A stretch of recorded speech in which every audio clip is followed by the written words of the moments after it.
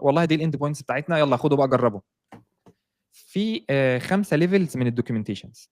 نعم. تمام، خلينا نقول اول ليفل بتقدر تحكم عليهم قد ايه الدوكيومنتيشن دي كويسه، قد ايه الدوكيومنتيشن دي مفيده يعني.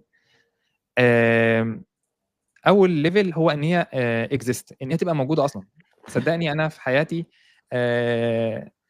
يعني خلينا نقول في بعض الشركات اللي احنا عملنا معاها انتجريشن، مثلا بعت لك ملف بي دي اف اسباني فيه رسومات مبكسله، فبالنسبه لي ما فيش دوكيومنتيشن اصلا. فانت بتقعد بقى تجرب الاند بوينتس، وتشوف بقى ايه الريسبونس بتيجي امتى ما بتبعت الريكوست بالطريقه الفلانيه. فتقعد بقى ايه تعمل هندسه عكسيه او ريفرس انجينيرنج عشان تقدر ان انت تفهم هتنتجريت معاه ازاي.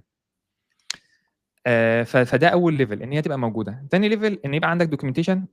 انا عندي دوكيومنتيشن بس واقدر ان انا وان هي مترتبه ترتيب صحيح.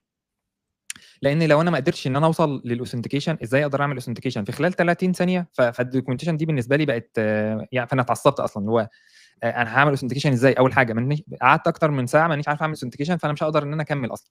نعم. فاهمني؟ فالدوكيومنتيشن بتاعتك ان هي تبقى منظمه مترتبه، ده اللي نقدر نقول ليفل 2، ونقدر ان نبحث فيها بسهوله. تاني حاجه او ثالث حاجه، الثالث ليفل ان هي تبقى الصح. احيانا انت ما بتعمل دوكيومنتيشن بتنسى تعمل لها ابديت، فانت باعت لي نسخه قديمه اصلا انا عمال اجرب ما هيش شغاله. ليه؟ لان انت النسخه دي كانت شغاله امبارح، لكن النهارده انت عملت ابديت فما عادش اب تو ديت. نعم. وحل المشكله دي ان انت دايما بتخلي الدوكيومنتيشن قريبه من الكود.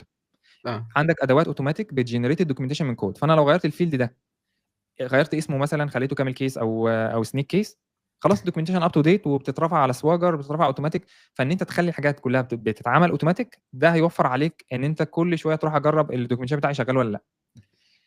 الليفل ومعظم الدوكيومنتيشن يعني لحد دلوقتي يعني خلينا نقول لو انت وصلت لليفل 3 فانا كفايه عليا كده الدوكيومنتيشن بتاعتك. يعني اقل من ليفل 3 يعني مش مسموح او ما اقدرش اتعامل معاه. نعم.